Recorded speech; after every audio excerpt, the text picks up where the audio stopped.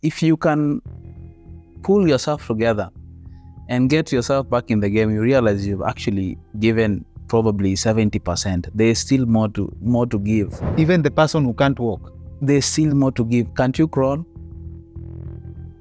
That counts. Cleven Lang'i is a world-class security professional, having completed almost every special operator training in the world. Equally Delta Force, Navy SEALs, Marines, British SAS, he's trained to those levels and beyond. You said somewhere that you're paid to die. Yes, ideally. But so when you take a contract, do you negotiate for a near-death bonus? Reality is not... it's not a game. How much do you think your life is worth? And am I in a position to take such a bargain? One of the greatest take-homes from this episode has to be how to overcome physical pain, and most importantly, what's the balance between physical and mental strength? Oh, that's a very important one, by the way. The training ideally that you are doing before the course is to prepare your mind, to prepare yourself mentally.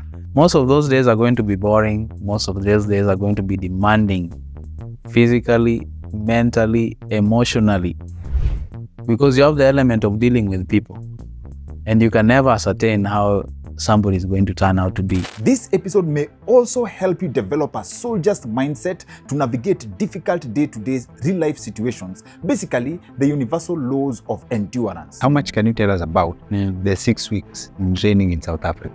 First, if you picked an ordinary person in Kenya who has a strong mindset, who has never had any training, but they have suffered, like you tell them there is hope at the end of these 6 weeks, will they survive? Cleven Lang'i is the founder of K9 Alligators, a top all-round security services provider in Kenya, from securing residential homes, businesses, to securing VVIPs, both local and international. The end goal is as long as you finish. Finishing is very important.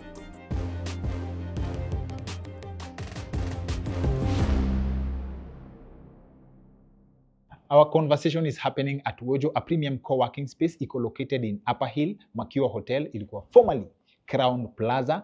A premium co-working space inamaanisha they have the whole idea ya ofisi for you. So when you need office space, when you have office needs, you don't have to go furnish space, you need address. They can give you all that with flexible contracts, and they have very, very beautiful packages that come with getting a space at Wojo: endless supply of coffee, endless supply of printing material, super fast Wi-Fi, and very, very affordable rates. Consumer rate to the quality that you're getting. What's the relationship with time and training? So the training, the kind of training you want to do will be determined by the time available. So if it's a crash course, for example, you'll need to be put under a lot of threshold for a short period of time to achieve the same goal. You know, like for example, if you're going for one of the special forces training, what you do in the regular services for the whole year, assuming that you've gone for the whole the training for the whole year, is something you will do within 1 week, because the level of accountability and what we're expected to do is actually much higher. They need to cover other things, but I also understand that you have the basics in place. So, I mean, back to what you're talking about between the mentality, or is it mental or physical? It's both. Yes. It's both. You need a strong mental capacity to be able to push your body physically. You can be able to push your body physically, but if you don't have a strong mental capacity, then you end up crashing, just like that. So wait, we start with at what the regular services would do, or forces would do in 1 year. You compress that. You're going to compress that within 2 weeks or 1 week even. Are we talking press-ups or are we talking theory? No, the entire course. Be it press-ups, theory, practical, because those are the fundamentals that you need. Now, those fundamentals need to be built on to now, depending with the particular course or whatever they want to achieve within that particular course. And the body can take what can be spread out in 1 year to be compressed intensively in 2 weeks. Very much possible, if you have the right mindset. Nothing to do with how physically strong you are. No. We've had guys that are very, very strong. I mean, like on the first day, you see someone who's very fit, somebody who's very sharp. And in most instances you think huyu ndiye atamaliza this course, huyu ndiye atamaliza hii training, na akimaliza they're going to be one of the most exceptional people you've ever had in the market. But the opposite is actually true. You might find somebody who's just, amekuja up there. The people you assume that are not going to finish the course, in most instances ndio wanamaliza. Wale ambao walikuwa nafikia watamaliza, they don't have the capacity. It all comes down to the mindset. If you're willing to grind and push yourself every other day to persevere, then those are the guys that see the end, who have grit. That's very, very important. So that I can grasp this, yes. Is this something you are born with? Yeah. Or do you remember how you developed yours? No, you're not born with it, but you can develop it over time. Because nobody is born knowing everything. You must have the interest. Of course, that's first of all. Everybody has interest in becoming Van Damme. Everybody wants to become John Wick. Yeah, but now the question is, how much are you willing to take? You want to be Van Damme, you want to be John Wick, but you're told this is the process. There's something called the process. We're not talking about the end product. And most of the time, when you have guys who have just come, maybe they've seen the end product in the movies and they say, oh, I want to be like that guy in 1 week or in 2 weeks. No, that's not possible, because there are processes involved. There's training. You have to show up every other day. There are moves to be studied. And it takes quite a lot. You train a lot. Yeah. Have you ever struggled with the training? And how do you break that barrier? I have. How did you break? How did you break? Well, I guess in some instances, unafika mahali unasema, am I really made up for this? Do I really want to do it? But then I guess at the end of the day, you have to find if you have a higher calling. If you have a higher calling, that one, do you want to make a difference?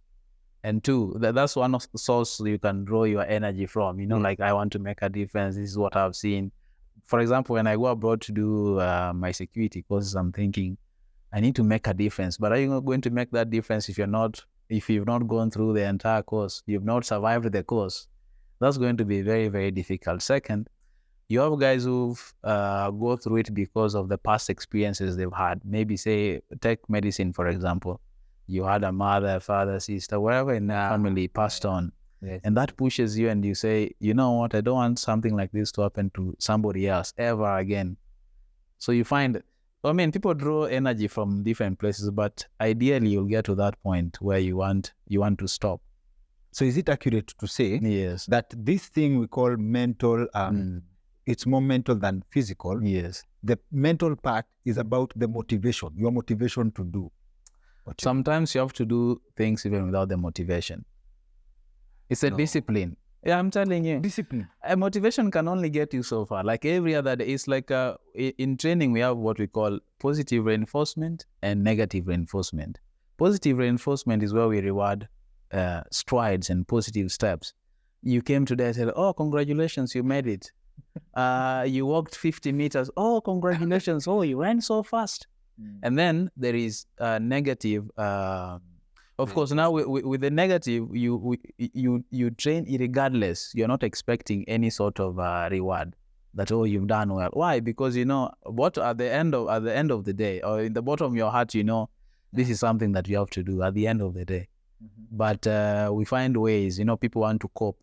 I would call it cope. You want to cope with the training, and you are looking for a source of inspiration, a source of motivation, and sometimes it's not there.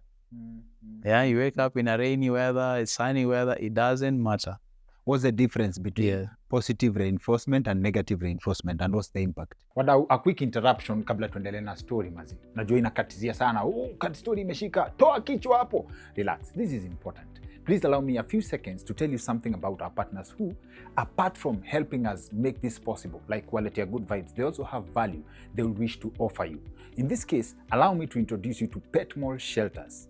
Unataka kununua shamba, uko na budget ya between 750,000 na 2.2 million na unataka mahali karibu na Nairobi, you want to deal with a reputable company, I encourage you to check out Pet Mall Shelters Limited. Wako located Kikuyu. They have a few projects that you may be interested in. Wako na Nawiri Gardens, iko phase 9 sai. Wako na Zuri Estate iko phase 2. Phase 1 is sold out. Wako na Prosperity Gardens, and the plots are strategically placed near water and electricity, and the beacons are clearly marked, and most importantly, the title deeds are ready. And here's more good news. When you purchase land or when you get into an engagement with Pet Mall Shelters, they have a flexible payment plan of up to 12 months. Pet Mall Shelters Limited is an award-winning land selling company. So if this falls in your alley, if your budget inachezea hapo 750,000 to 2.2 million, I encourage you, check out Pet Mall Shelters. They have something for you. The contact details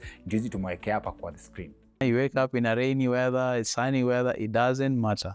What's the difference between positive reinforcement and negative reinforcement, and what's the impact? Positive reinforcement, of course, you perform very well. It's like one of the positive reinforcement you have is when you're training in a group. And when things get tough, you see people shouting, "Oh, hey," and you think, okay, I think I can still do it. If this guy can do it. And of course, in a group, you're judging each other. You're looking at the guy and say, oh, the guy is fat. I think I can beat him. I think I'm going to beat him. Yes. Look at this, doing his maybe push-ups. I think I can take him. So you're drawing motivation. That is, in a sense, that is positive reinforcement, you know. And of course, even the instructor tells you you're doing very well, you're performing well. Negative reinforcement, on the other hand, there's no compliment. You're given a task, you're given a goal, and at the end of the day, expect that you should have done it, or within a specific timeline. I think if now you're looking about, if you're looking at not even results, sometimes how would we call this? The resolve to do something. I think negative reinforcement sometimes goes a longer way, because when you're out there, when you're battling your own fights, you won't have somebody telling you keep going. Even in business, you don't get people telling you keep going. You're performing very well. Yes. When you're starting, you have a lot of friends that will tell you keep going. You're doing wonderful. And then as soon as you start now, of course, getting the grasp of it, and you're improving your life in some instances, you have friends now talking behind your back. So more positive reinforcement could have a negative impact when now you really need wins. In one way or the other, yes. Okay. I think with negative reinforcement, you're able to go much, much further. The other one is people who've come, and how you know that is also people who've been raised in a very comfortable environment, and people who've been raised in very, very tough environment. As we said, oh, just keep loving them, they'll perform. You know, mwanaume ako 36 years old, or he's still living with the parents. Positive reinforcement. And I'm calling you, do you know I can find my son a job or something like that? But because of that friendship, you're able to give them. The guys who are coming from a tough background, you have nobody to motivate you, other than you want to make a difference, or you want to make a change in your own personal life, or the family setup. But the modern world says that that negative reinforcement in that context, yes, in fact, tough love, yes, is the result of many mental health issues. Is it that, or the other way around? I don't think so. In my own interpretation, okay. I think those guys can go much, much further, especially in entrepreneurship. Yes, in security, they're able to push much, much harder than the people who get positive reinforcement all the time. Sawa. Yeah. We talk pushing, you know, yes, like you can do it, you can do it. Yes. I've heard that the success of semi-intensive training for special units is measured in how many people died. Yes, I've heard that. I don't know. It's a gray area. Yes. Success is measured in like 10% of recruits died. Not necessarily. It all comes down to what we call failure rate. For example, before you go for a recruitment, or even us as a private security company, you're told these are some of the requirements that we want. You fail that. Just paperwork alone. You are supposed to make arrangements and preparations. You've not done that already. So there you have your failure. Secondly, you're told, you're prepped well in advance. You're told we expect you to maybe do like 2.5 kilometers this particular minutes or hours. We expect you to do this many push-ups, this many sit-ups, this many pull-ups. And then you're not prepared. You show up, it means you're not prepared mentally or physically to be there. Yes. Another failure. And then now the training can also break a person. The training can break a person. The training can also break a person. Maybe you think you are prepared physically, but mentally you are not ready for it. I've had instances where you have guys that, you go to the gym, you lift weight, people tell you, oh, you look very, very fit. But now when you're really required to put that into practice, especially in the security environment, in the martial arts environment, it becomes very, very difficult. Because the mind is not, you're set up for reps. Yes. While out there are no reps or repetition. Ni twende. Yeah. I have to appreciate how cleverly you find a way to squeeze in hate for bouncers. Politely. I think these are, in all conversations we've had, I think this has to be the smoothest. You have to squeeze in bouncers mahali. So, let's say, for example, in a setting where someone really believes in themselves, right? And they end up hurting themselves. I once received an email and I lost contact before I could reach out to the person because I checked first before I responded. And I think feedback delayed. The person had sent me an email, akasema, ati they have exercised so much, mpaka they developed a condition where they just feel pain all the time. There's a name for it, like full time, full pain. Body aches. Full time. Yes. Like they went overboard, right? Yes. So that means they were strong. No, not necessarily. I think they were not training right.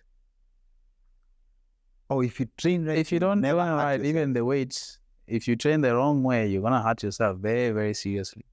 But that's the whole other reason as to why you need an instructor to coach you through the entire process. This you're able to do at this particular stage. This you're not capable of doing at the moment, so you need to develop that constantly. Or someone who understands. Somebody who understands. But, I mean, again, no offense to anybody, somebody just sits back there at home, you saw Rambo 4, and you say, oh, Sylvester Stallone. You start bench pressing, and they even go to the extent of cutting themselves with knives to show how serious they are. Yes. And really, you're doing nothing. You need guidance of a proper instructor or of somebody who understands what you want to get into, to take you through the steps. For the training that you've gone, even outside the country, high levels. I'm very interested in the Ilya South Africa. Yes. For the training that you go, are you able to look at someone and tell whether they can go through that or not? I felt like the instructors could tell.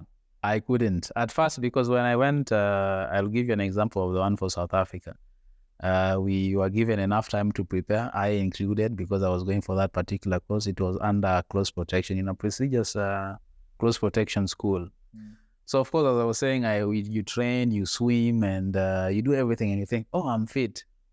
The day you get on the ground is when you actually realize people that are fit. Mtu anakuambia, oh, me, I'm Belgian Royal Navy. You look at the guy, the tattoos, misuli kila mahali. Yes. You're really starting to shiver. Am I in the right?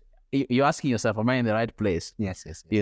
And in most instances, if you don't prepare yourself, and people here were cheating me, wananiambia, wewe uko sawa, Yes. And then when you get there, I realize, you get there, then you realize, no, I don't think you are prepped quite enough. Some are telling me, oh, Mkenya amekuja kukimbia. Oh, that's the reception.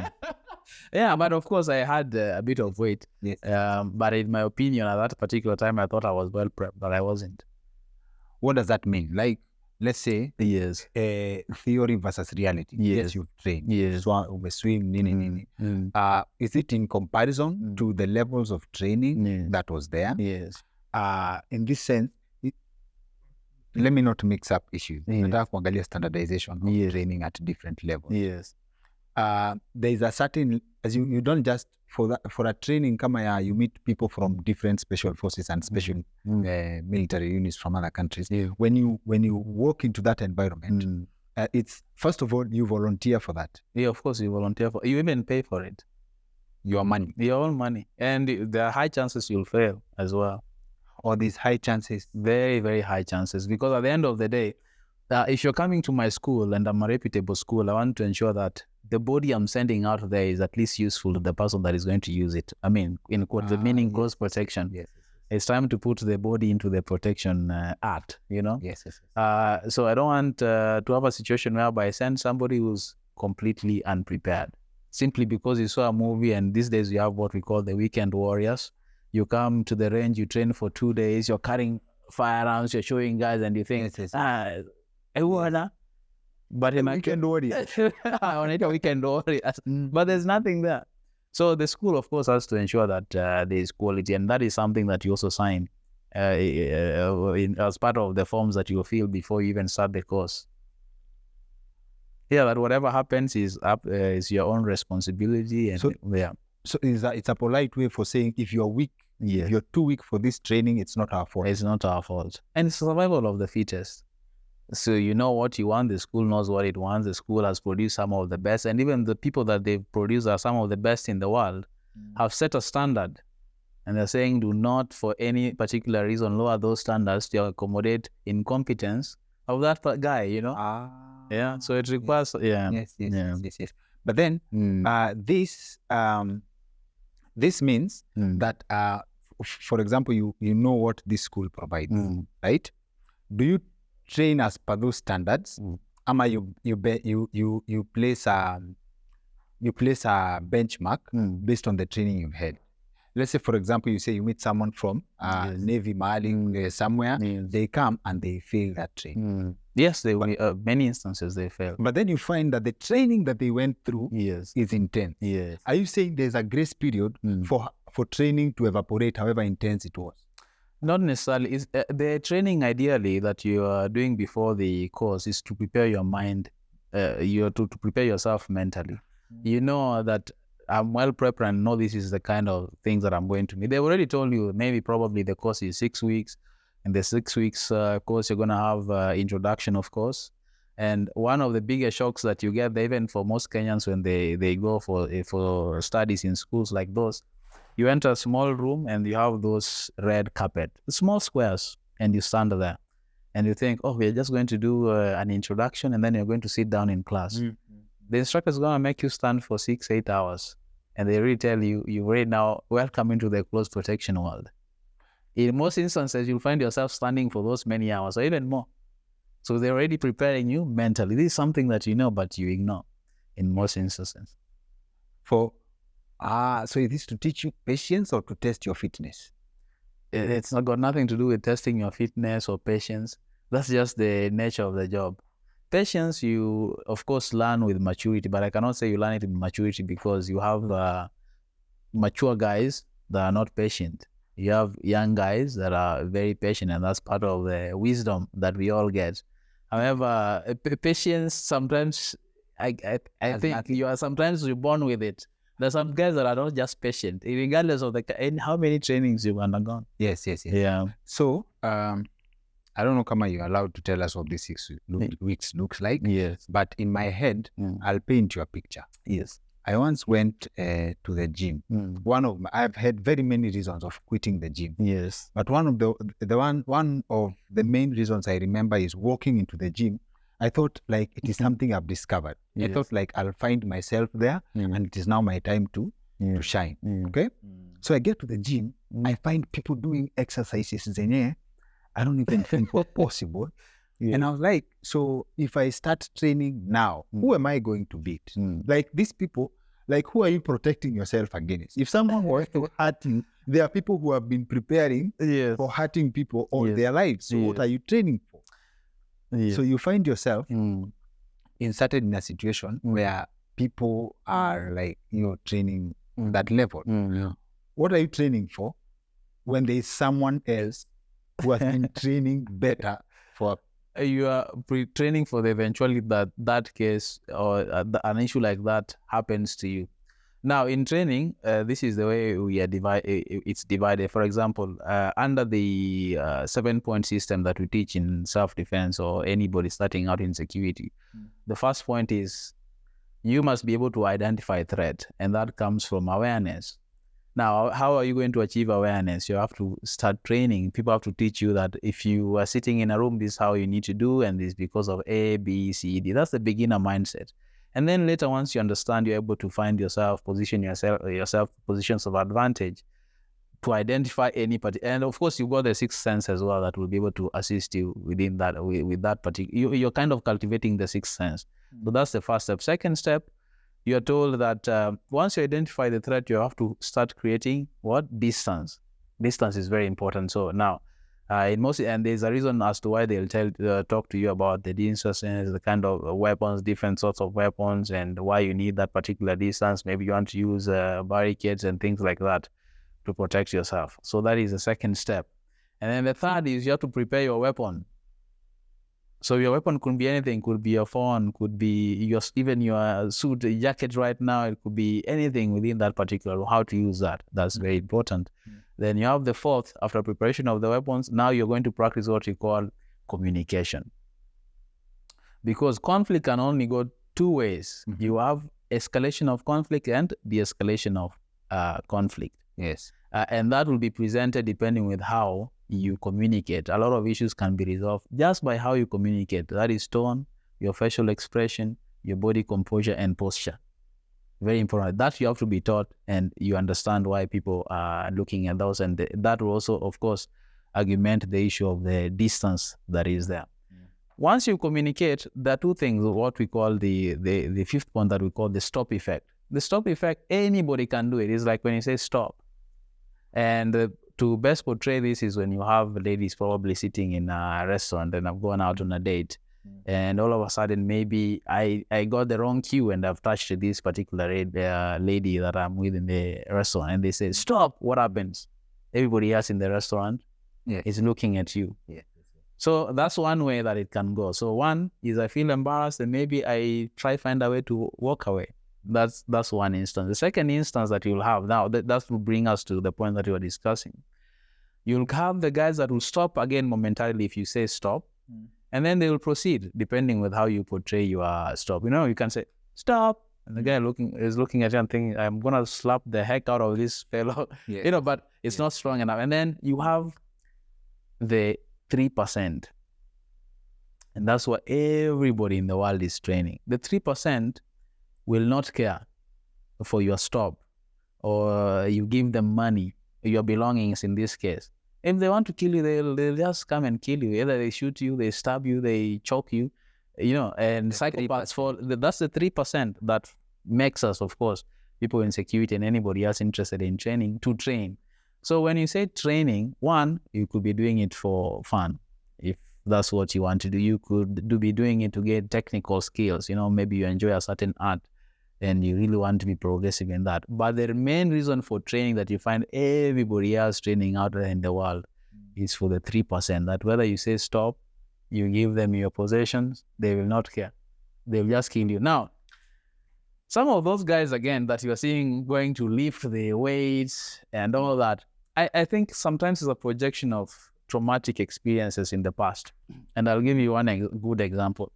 You are a son, for example, raised by a single mom. Maybe your dad passed, maybe your dad is not in the picture. And let's put it in the context of the village. Your uncles, they take your mother's land. If there was a portion of land, there was something. So what is the quickest way I think I'm going to protect the family? I'm thinking I have to grow big. So some of those things, bodies that you're seeing are based on inferiority complex or the fear aspect, not necessarily, unless, of course, you want to just have a good body, you want to stay fit, or you want to be Mr. Olympia. But in some instances, you have guys that are just doing it out of that fear, that if I grow bigger, maybe that's the way I protect my family. Or maybe, how many times have you had guys go to the gym and they tell you, I'll get big. So when you're big, ati juzi nimekuwa naye kwa club, ati njiki, anajaribu kumkaribia why because akonamrai. But at the end of the day, but that works to some extent. That works to some extent if you as part of deterrence. But remember, we are talking about the 3%. The 3% will not care how fit you are, how rich you are, how healthy you are, whatever you have that you want to give them. They don't care for that. They will just stab you. So part of training is Yes. understanding how to read situations, because Yes. I like that you broke down the Mhm. concept of communication, Yes. like the 7 steps, and Yes. and communication specifically takes me to a video I saw of a confession of some boys who Yes. are former criminals. Yes. They say, I think they actually fall in the 3%. They say that even if they gave you you gave them everything, Yes. they will still stab you. And then That's yes. how, like, that's the mode of operation. One of those things is when I was in South Africa, and we were talking with one of the guys, and they said, when you're walking around, at least you must have some coins or some sort of money, because some of these guys are frustrated with life. I come and rob you, and they tell you, and then you tell them, like the way we say here in Kenya, sina kitu, what? I don't know, sina kitu. Yes. And then they tell you, you're not going to rob you. You have nothing. So I'm also doing nothing. So they rob you. Yeah. And then you have nothing to rob. Sasa amefanya kazi nini? Kazi bure. So what do you expect that kind of person to do? And I could start too. And then, of course, there are some elements that are just not about frustration. Maybe you're fresh into crime, for example. Most of those guys are also afraid for their lives. The same way wewe unaomba Mungu nilinde, enda kufanya hii kazi yako ni 7 to maybe let's say 6 to 6. Yes. Kazi ya mwizi ni kazi ya maximum 10 minutes. Maximum 10. So you can only assume the kind of pressure this particular person is operating under. Maximum 10 minutes. Of 10 seconds is not possible. You're looking at 10 minutes. Okay. So one, they're looking at the response of be it the law enforcement that is within the area. Yes. They're looking at accessibility, of course, both of the assets or money that they want to steal, and the ease of exit from that particular side. Yes. Sasa wewe unaomba na kazi yako, and in most instances umekaa kwa ofisi umetulia. Huyu mtu naye is taking a high risk. So in some sense, you have to respect the guy as well. Naye pia naomba make investment kubwa sana. Sasa nikutana na wewe hapa na hii pressure yote, adrenaline niko, is pointed you with a gun or a knife in this instance, and they tell you, give me the money. And Mkenya anasema 200,000 nikupatie, wewe ni mjinga sana, you know? So you want to start exchanging with somebody like this, they will stab you or they even shoot you. Why? Because of fear. Sometimes they tell you, raise your hands. You raise them too quick. Yes, you are raising your hands, but it was too quick. So you didn't pick up the cues. And in that process, because most probably their hands was on the trigger, they just pull the trigger. And so there you go, you're shot. So is survival strategy or chance? It comes down to communication, that's one. And of course, we also put it on luck. For the most part. So however hard you train, siku yako ya kupatikana ni... We talk about, for example, tukiongea about weapons training. And people will come. Of course, I've done a lot of those disarming techniques, and I will tell you, oh, you know, mtu akipoint na firearm na hii unafanya hii, akipoint na kisu unafanya hivi, and they're all beautiful moves, of course, for the movies. Most of the time, it's all by chance. I'm telling you, you're training in the eventuality that scenario presents itself to you, you know how to handle it. But to give a guarantee is not possible as far as weapons are concerned. Because one, if I wanted to shoot you, I can shoot you from afar. If I come very close to you, I need something. So you would have failed for you to be shot, you know, in communication. Or compliance. Communication or compliance. I've never thought about that. Yes. Someone interested in plainly shooting you. You don't have to see them. They would have shot you a long time ago. So at close range, that's an opportunity for... That somebody wants something from you. So they have seen the opportunity to take, and they want to take it from you. So you fail to comply. Or two, your communication is poor. You could be complying, but you're looking at me, you know, as you have a serious face like that, and I'm thinking, does this guy intend to does he intend to punch me? So I find myself squeezing the trigger. It's the fear. It's not necessarily that I want to shoot you. So it is the fear that is there. You train for close range, long distance, you live to God, in this sense. Yes. Like for someone... A long distance, if you hear a round go, if you had it, it means you're still alive. So you have to find yourself somewhere. Barricades and anything, the obstacles that you can use to protect yourself as you exit, not going to the fight. Do you also train in Okay, I know you are highly trained on firearms, but do you train other people? Yes, we do train other people. Needed confirmation. Yes. Now, Yes. I had a debate, very heavy debate, with engineer Sami. Yes. This idea of training for, like, say, that level, like you've done combat, now you take weapons. Yes. That in itself looks like, does it work in certain societies? Like in America, where gun is accepted, right? It is safer for you to be to have protection to that level, like having a gun. But in Kenya, having a gun is a threat to you yourself, because when people know you have it. I would say anywhere in the world, because at the end of the day, if you meet somebody who intends to do harm, that's the reason why even in the police you hear about the topic of weapon retention is being taught. Somebody can just come, you are the one with the weapon, and they snatch it from you, regardless of whether you are armed or not, and they take the weapon from you. Now your weapon has been used against you. Now, too, what will determine to some extent why somebody will have a weapon also entirely dependent on the kind of environment you are operating in, whether it be a business or as a security personnel. And that's why I was giving you an example of, for example, in Kenya, we say people want close protection. Is it aesthetic or do you really need it? It's 50-50. Depends on where you are and the kind of threat you are attracting to yourself. Yes. You go to South Africa, it is a necessity to have close protection, because anybody, anywhere, you don't know who is thinking what. Yes. You take an example of Rwanda, for example. It's a very peaceful country, peaceful streets. So it minimizes your chance, of course, of one needing a firearm, or even two needing close protection. So that will be more aesthetic. And you want to need as many vehicles or personnel as you need probably in Kenya, in some instances, or in South Africa. So it depends on the kind of interest that people have in you, the kind of threat that you are attracting. Yes. That will determine the kind of weapons you will have, the kind of armor, if you need to have armored vehicle or not. That will also determine the number of vehicles that will be there and the number of personnel that will be on site. Okay. Yes. So I'm very interested in endurance. Yes. Building endurance. Yes, it's all in the mind and stuff. You go for training in South Africa, which is one of many. I understand that you go to Israel there. So in South Africa specifically, this 6 weeks of training. Yes. You go through it and you pass. Yes. If you go for the same training, let's say the following year, would you pass? That's a tough one.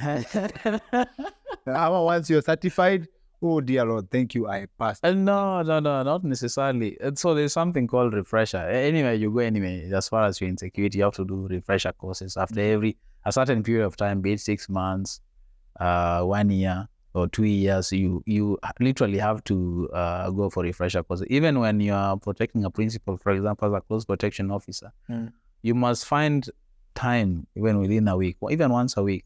That's why you find guys doing close protection in the range, practicing their target shooting. Unaweza firearm, shoot the wrong person because your target sequencing is bad. You got the wrong target they're not supposed to be getting. So, hey, whether I would pass or fail, I think I'll be better equipped. Passing or failing, you never know, really. Oh, you never know. You never know. Hey, unajua, I think I got the reality of the movie versus real life. Yes. When I held a gun for the first time, I did an episode which has been aired on this episode about your training of like special units of police officers and engineers army.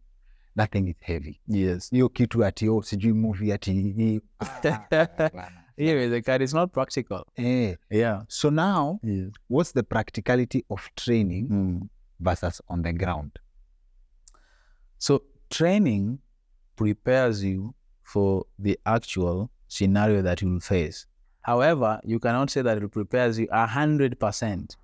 The conditions, the conditions under which you train and the real life scenario, of course, are different. Yeah, take a case of martial arts in this case. What you do in a dojo, a training space, for example, it's what we call a controlled environment. Yes. Out of there, you meet somebody who's high on cocaine, bang, or even alcohol. In this instance, this guy is delirious, and they just decide to swing their hands. one can swing the hand and they get you there. And that's the end of you. So because one, you might have the technical capacity, but you don't have the threshold. And then of course in training, people like to be fancy. Yes. You like to give, but you don't like to receive. You know, like when you punch somebody, you like to dish out the punches, but when it comes back to you, you don't know how to receive them. So that will bring you back to how much can you take. Sometimes it comes down to when you meet people with the same level of skill set, it becomes how much can I take? That's the question. If you can't, that's the big question. How much can I take? You are trained, I'm trained. Now the question is, we match in skill set, we match in technical thinking. Now the question is, how long are you willing to endure? So I want to break your spirit. I'm there to break your spirit. That's I think that's in line with Mike Tyson's Yes. Mike Tyson's saying, everybody has a plan until you get punched. Exactly. So even in the shooting range, I think it prepares you for the eventuality. And of course, better you are trained than not trained, because otherwise a lot of people would be hurt. It will be more dangerous to give somebody who's not even tested a certain level of training as compared to somebody who has undergone a little bit of training. I was hoping you can tell us, how much can you tell us about the 6 weeks training in South Africa? First, if you picked an ordinary person in Kenya who has a strong mindset, who has never had any training, but they have suffered, like you tell them there's hope at the end of these 6 weeks, would they survive? Or you have to go through stages. You have to go through stages. It's difficult to say. There are high chances. There are high chances that you of course you can survive the training if you have the grit and the you mental. have never had any training. Yes. You are a determined fat man. That is going to be difficult. So for these trainings, you have to go through different. You have to go through, because now, like under the 6 weeks, if I may break it down to you, of course you have the first day, as I told you, get there, you stand on your red carpet for 6-8 hours. That's already breaking if you're not used to standing for long hours. The instruction is to stand, or you can walk around. There's no walking around. You have a small red carpet. So you have to stand there. They tell you, for today you are the VIP, because you'll be protecting a VIP. What happens if your VIP is giving a long speech, or they finish this speech, they're going to talk to this person, and you have to follow them around. Yes. You're going to be standing for long hours, so that's already preparing you. So of course you have your introduction, and then what is close protection. You're going to go through all that, the theory and all that. Most of the theory anyway, you're going to cover in week 1, as much as you have the practical aspects as well. In those practical trainings that you're going to do, a few people are going to drop out, because maybe somebody said, they tell you have yourself medically cleared. People come, I've been cleared by the doctor. And then when they get there, I have problem with my liver, or my kidney, or my back. So that's already, you are disqualifying yourself in that process. Then of course you got the what do you call it? The driving week, where you just, of course, you must have a little bit of experience. To the driving. Yes. Before you go to the driving. Yes. When a doctor clears you. Yes. And you're fully checked, wakaangalia from head to toe. Yes. They can certify that. They can certify that. So when they approve you for training, yes, it means that whatever they will give you, you can take. You can take. So that's an assurance. They're looking for, it's like insurance.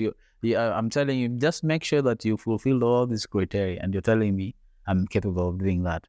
I remember one of the Mexican guys that we were with. Now this is a point where you run for maybe 2.5 kilometers, and then you're going to swim for another, say, 100 meters, just freestyle, whatever it is that you want to do. And the guy jumps in there, and apparently he doesn't know how to swim, but he had checked the boxes that he knows how to swim. So those are some of the things that will disqualify you. So you can't swim, but you can swim on instinct like a baby. Oh no, easier said than done. And swimming pool, swimming a swimming pool is about it. See, or Indian Ocean. I can tell you that much. The ocean is stagnant water. Oh yeah, I'm telling you, when you jump in there, it's cold.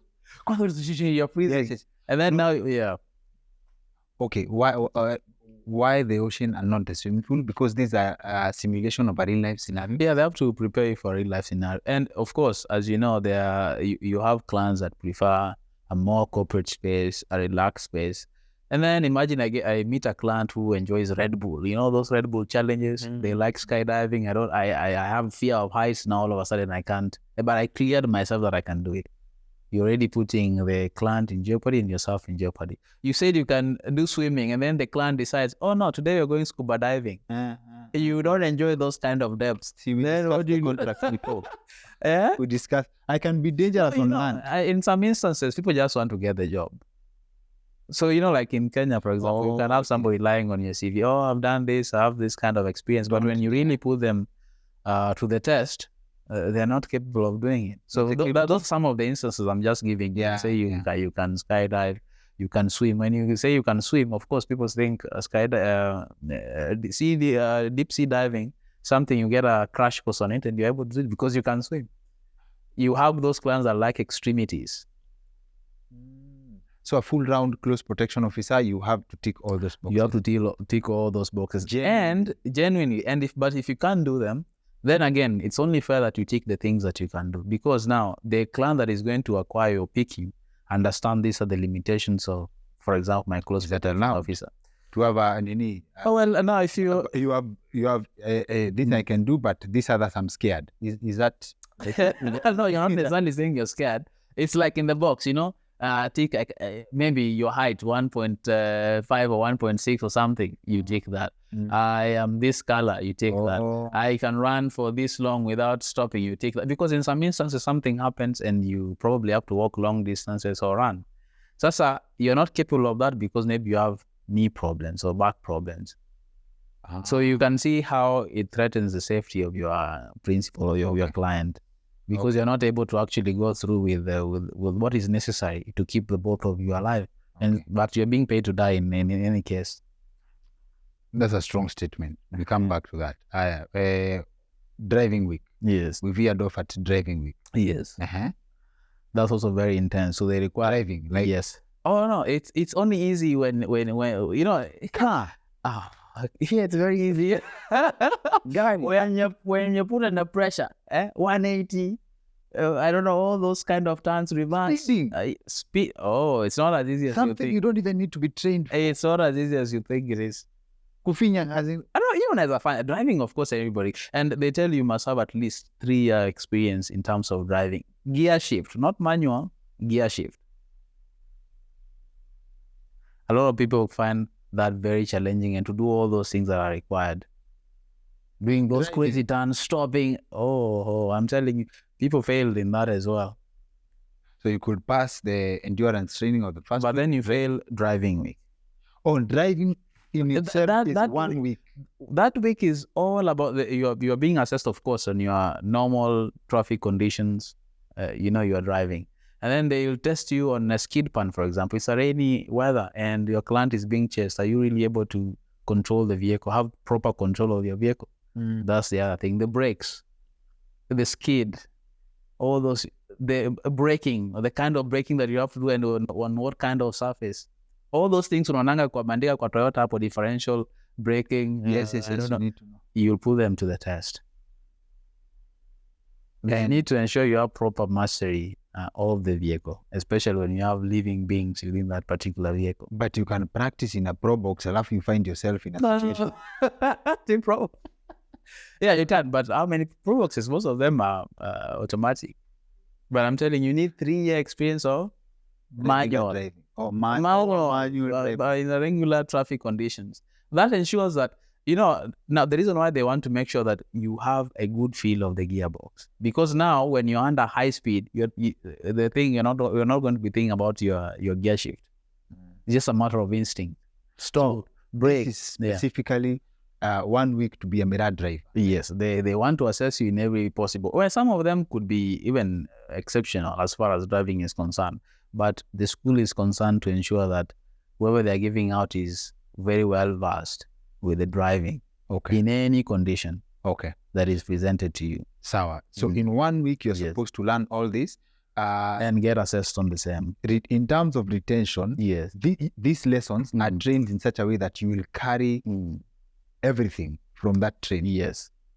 Well, you have a feeling that when you're put under pressure, you actually learn more. You might think that you're not learning, but you actually learn more when you're put under pressure, because the brain has got no choice but to really try catch up with the entire process.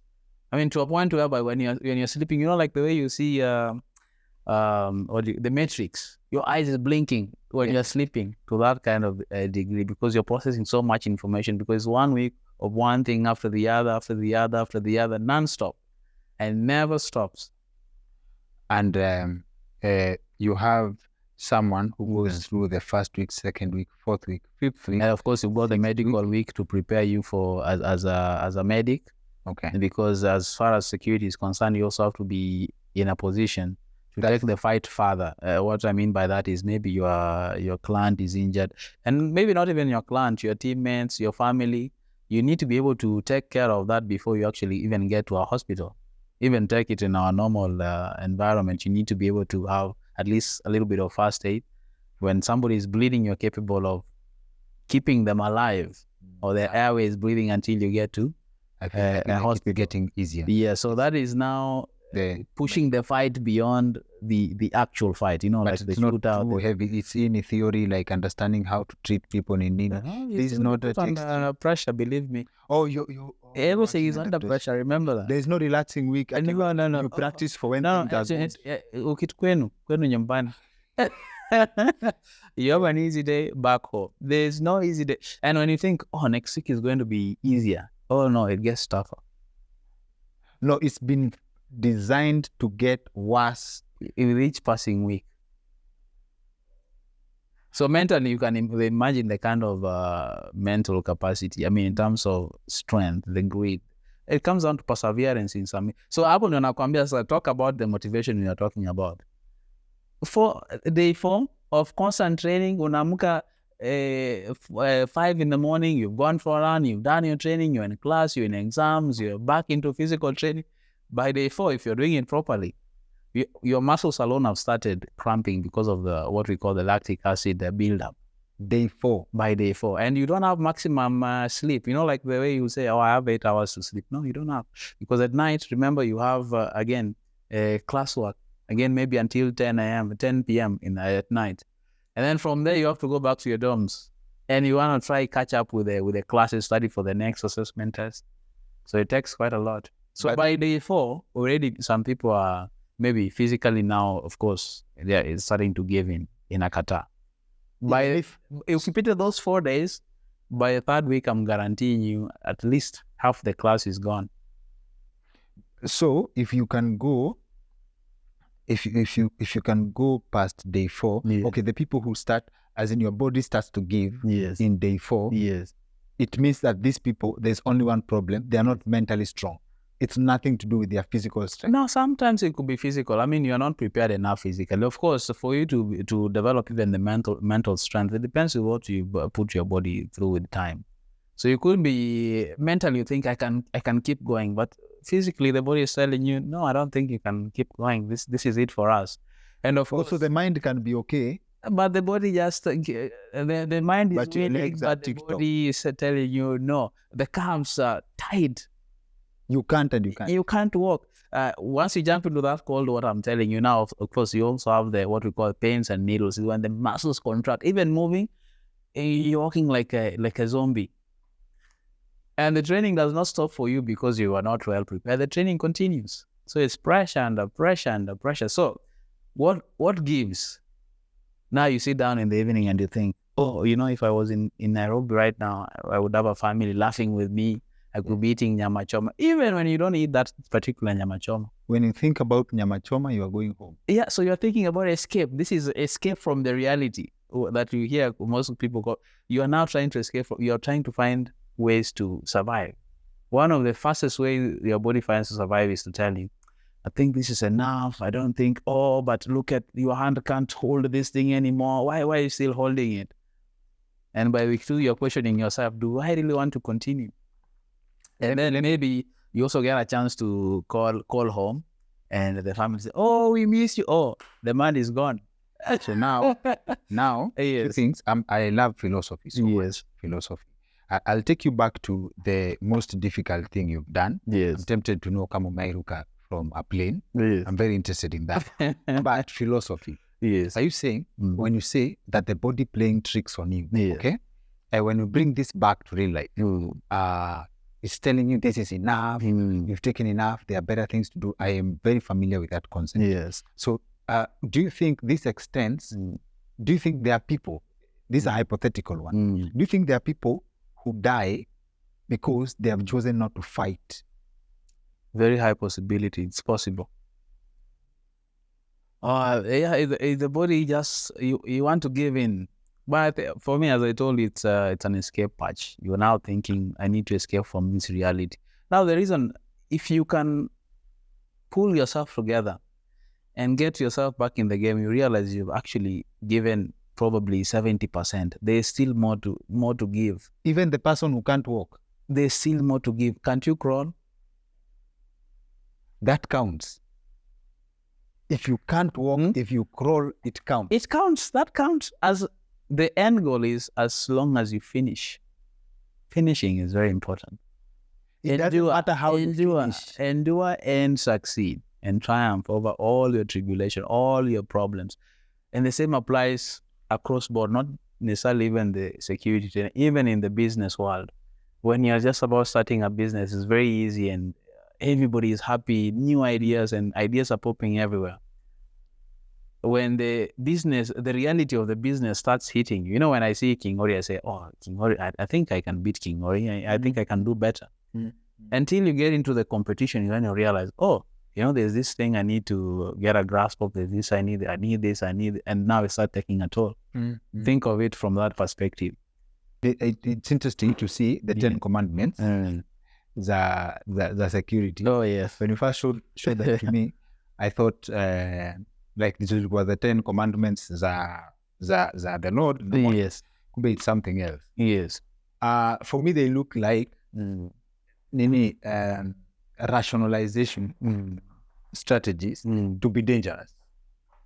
They help you through the process and they help you maintain integrity. As you say, even in a building must have structural integrity. Without structural integrity, hizi madoido zote tunafanya hapa ndani ni bure. Unaweza jenga nyumba imekaa namna hii ndani, of course, you're going to have a problem. But when you have a strong core, just like a business, you have a strong foundation as a building, everything else falls into place. That's what you hope for. And that's why those kind of commandments are there. They're just merely there to help you understand what this particular person is looking for too.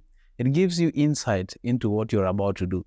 And I'll come back, go through those, and within these weeks or within this period of training, you realize you'll fall into one of those things, into disobeying one of those rules. Of course, in the Old Testament, the 10 Commandments, you have to correct that and get back into the mode of delivering. So there are people who follow this, but still they will fail. They will fail in this sense.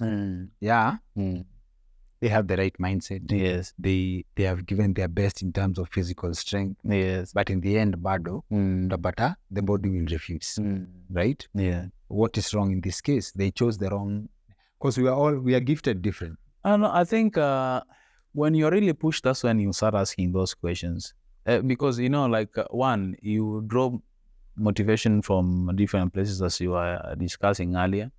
There are many reasons as to why a person thinks. I would say think, because when you want to get into the field, you really don't understand it. You think it's glorious, fancy.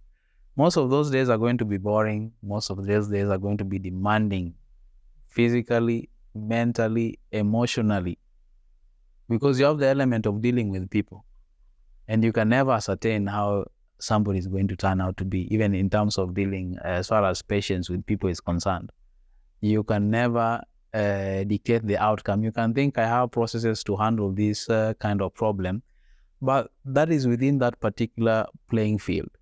And of course, as you season yourself in the market or within the industry, you realize, okay, now you're getting bigger clients, or you're getting clients that are out of the ordinary, like, for example, you're protecting Elon Musk. So of course, as an individual, you have to rise to the challenge. If you don't rise to the challenge, then that's it. If you say dealing with people, you train to the highest level. Yes. Physical training. Yes. Right? Yes. And mental training and endurance. And then in your book, Yes. of how you carry yourself around life. Yes. Dealing with people involves patience, A lot of patience, involves understanding, a lot of it. while just showing them a piece of what you can do. Exactly. Kama in your dojo kuna place ukifinya mtu kidogo tu, like place ya kawaida, someone can speak in tongues. Yes. Why don't you use those ones? That would be coercing. So Coercing or sending a message. yeah, well, it could be sending a message or coercing somebody to comply. So It sounds like it's more effective because, you know, but remember, us, for example, now being like a private security company, you're working within a scope of corporate spaces or just individuals that are interested in, say, security or martial arts or CQB, close quarter battle, whatever it is that you're interested in. Yes. However, most of the time, people don't necessarily understand what they're looking for. So you really have to help them. It's like you're educating people. And now you're educating adults.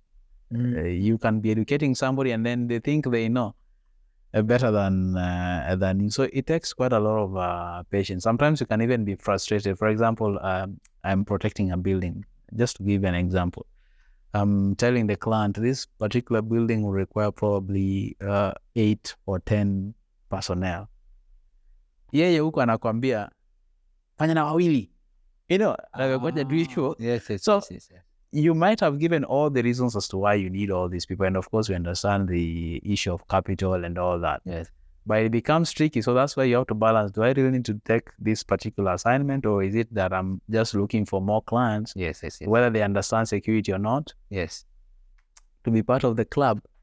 So those are some of the challenges that you obviously face. And of course, unrealistic expectations. Remember, what you expect also sometimes can be dictated by the environment you're in. Hapa Kenya hata ujaribu. And I mean, we've tried. We teach even our recruits a lot of things. But now when you put them out there in the field, you find that somebody says, I'm not cut out for this. Because one, you start feeling the pressure. After training, maybe the client is not happy. They give you feedback. Some people can't take feedback quite well. So they said, kana kazi yako. That's a very, very big possibility. Now, the other element you're dealing with is the young types of today. People don't want to be patient with the process. You just don't learn somewhere and everything happens for you. It doesn't work like that. Of course, you must put in the sweat. You must put in the work. People are not willing to do that, but they're willing to hop from one job to the next because of money. Sometimes they say, you really have to, when you apply even for work, you really have to think, what am I going to, you have to research the company. Obviously, that's the first step that you have to take. And you want to ask yourself, what is the value add? What am I adding to the company? Why do they need me? Because they're going to pay you from their money, from their pocket, yeah?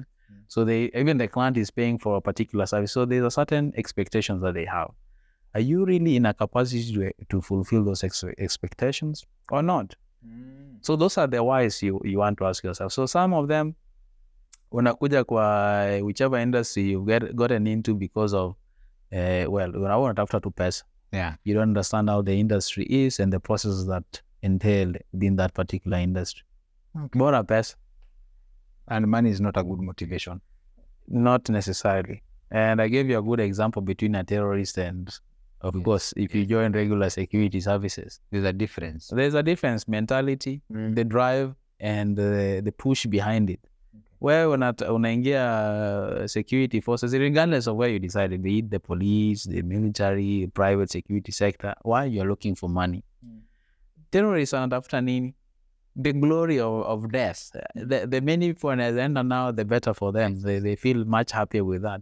So, and when he's training in the back of his mind, he knows, maybe I might not come back. So they're prepped for all eventualities. While you seem, they're not even being paid. That's another thing to take into account. Well, man, into security because of the sweet money that is there. Even though I'm telling you, it's not an easy industry as well. Okay. Of course. Nini, yeah. Before we finish on the commandments, yes. So I'll ask you about two. Yes. You said somewhere that you're paid to die. Yes. ideally. But so when you take a contract, do you negotiate for a near-death bonus?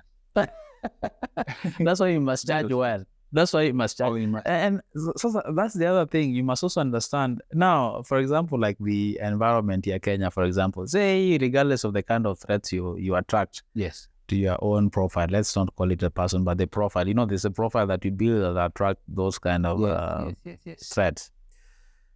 Unakwambia, wewe utakuwa close protection, I'll pay you 10,000. Yes. Well, ukienda Europe, South Africa, unakwambia 10,000. The question I have to ask you is, how much do you value your life? Yes. Because what you're paying me, because I'm being, ideally, in this case, being paid to die, how much do you think your life is worth? And am I in a position to take such a bargain? Do I need to die for so little? Well, that's a very interesting point to approach a negotiation. Yes.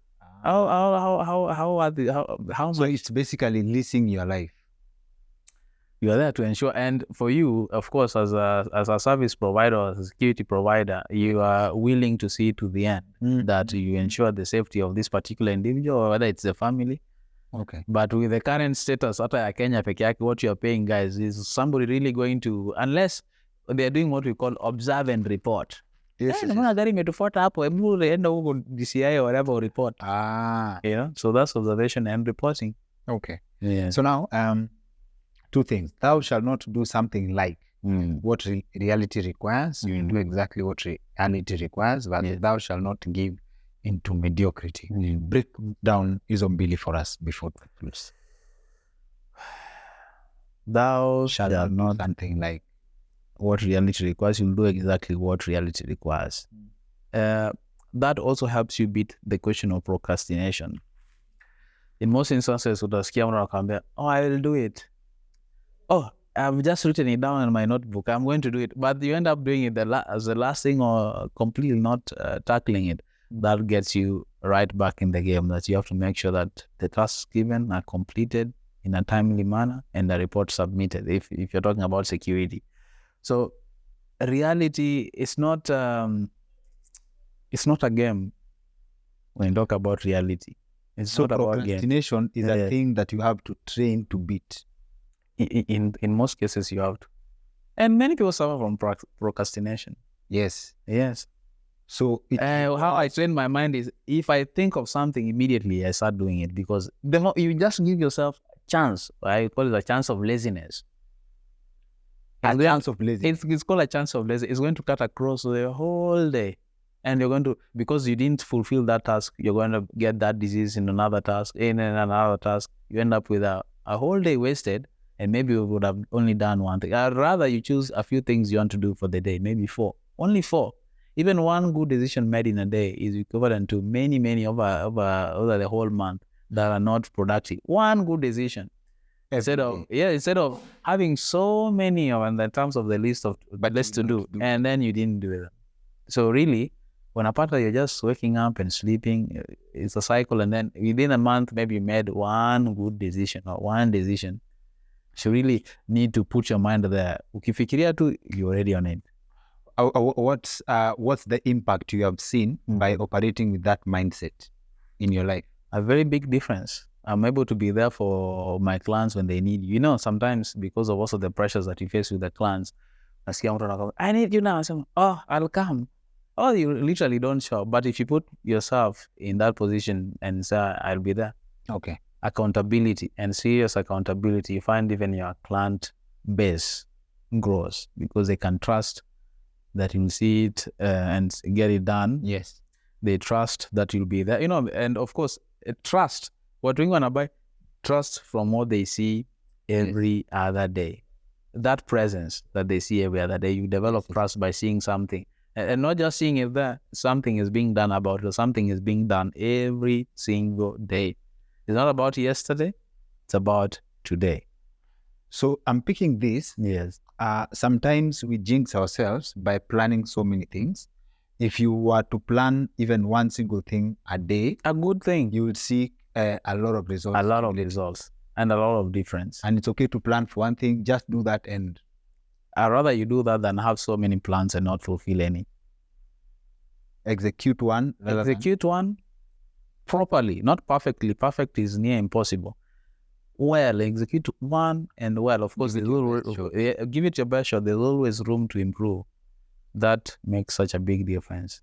Na thou shall not give in to mediocrity.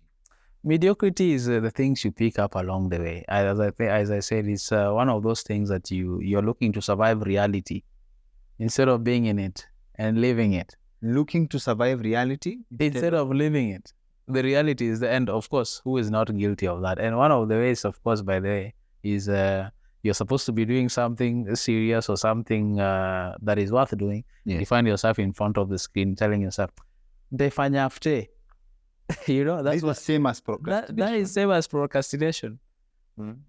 So, and bring in or the weight of what you're doing at a certain moment, yes, versus a more important thing you could be doing. You could be doing at that particular that time. Is giving into mediocrity. You're giving into mediocrity already.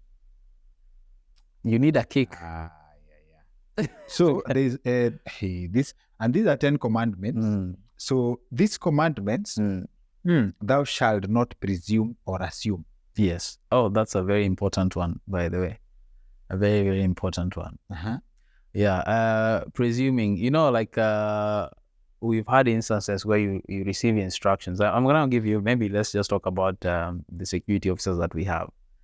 And then all of a sudden, maybe because the client is angry, somebody decided they went and washed a car, especially for high-profile client. They don't like that. They contracted it for security, therefore they expect security. But now you find somebody washing the car, sweeping the compound. I don't know if it's whether ni wanaita kujipendekeza or trying to look for favor or something like that.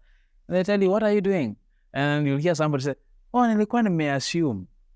Oh, nothing irritates people more than that. Oh, presume. Don't assume, ask. It is better, it's prudent to ask than assume on my behalf. People don't like that at all.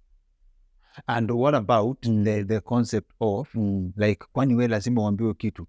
Wezi jiambia, you can't tell yourself. Where do you draw the line? Of course, there are places where you have to, of course, use common sense. And I'll give you one common sense.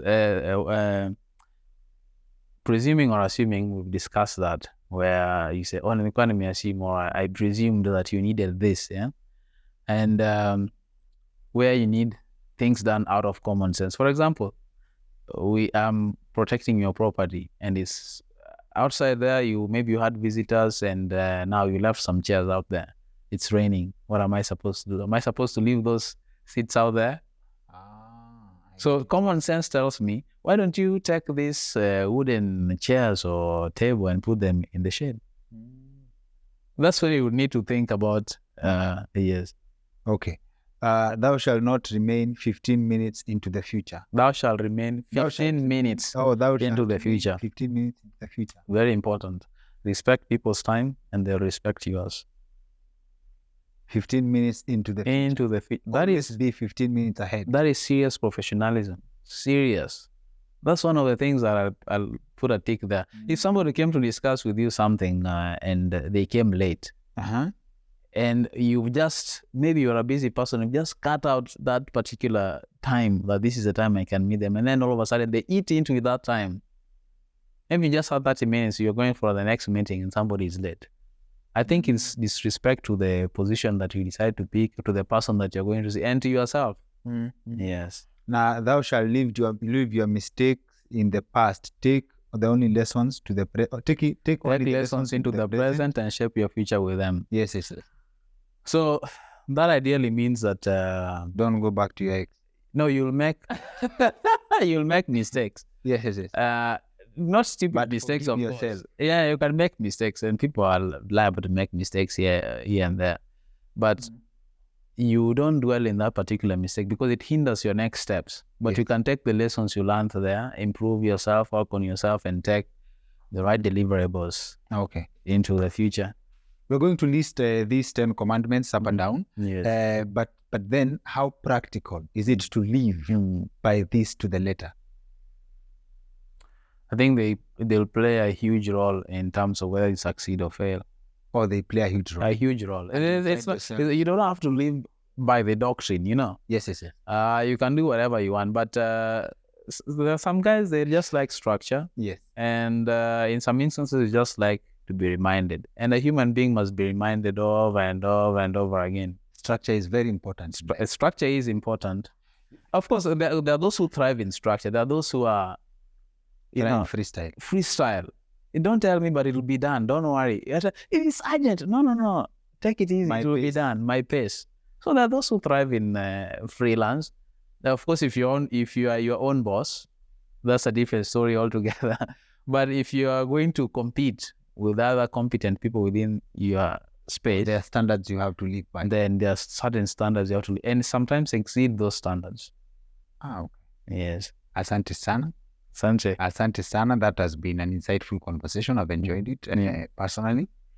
Najua watu wanaweza kosa kunisamehea juu tu kwenda week by week in South Africa. Yes. But I believe the information we have is valuable and extreme. Yeah. We have told our viewers about K9 security, K9 alligators. In fact, let's just cue in that piece we did ya K9. Kazi poa sana. Thank you very much. Asante.